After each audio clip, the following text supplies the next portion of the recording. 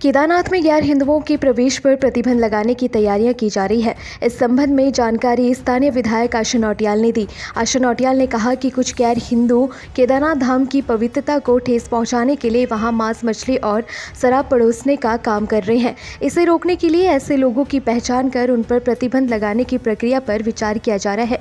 वहीं कांग्रेस प्रदेश अध्यक्ष किरण मेहरा ने इस बयान पर कड़ी प्रतिक्रिया दी। उन्होंने कहा कि विधायक जी को ये स्पष्ट करना चाहिए क्या उनका ये बयान संविधान के अनुरूप है। जब उन्होंने विधायक पद की शपथ ली थी तब उन्होंने देश की एकता और अखंडता बनाए रखने की बात कही थी। क्या ये बयान उस शपथ के अनुरूप है? करण मेहरा ने आगे कहा कि अगर कोई गैर कानूनी गतिविधि हो रही है तो उसे रोकने की जिम्मेदारी प्रशासन और सरकार की है, ना कि केवल बयानबाजी से समाधान निकलेगा। उन्होंने ये भी कहा कि केदारनाथ में खच्चर और घोड़े लेकर जाने वाले लोगों में 50% से अधिक अल्पसंख्यक समुदाय से आते हैं। ऐसे में ये प्रतिबंध उनके रोजगार को भी प्रभावित करेगा।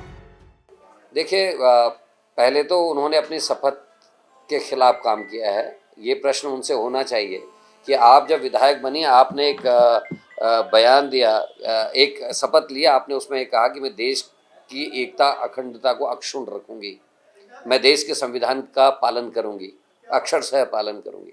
क्या वो संविधान का अक्षरशः पालन कर रही हैं? क्या इस बयान से देश की एकता और अखंडता ठीक रहेगी? ये प्रश्न विधायक जी से करना चाहिए। और अगर कोई अपराध कर रहा है या कोई इलीगल काम कर रहा है तो उसको रोकने का काम प्रशासन का है, सरकार का है। ये बयानों से कुछ नहीं होगा।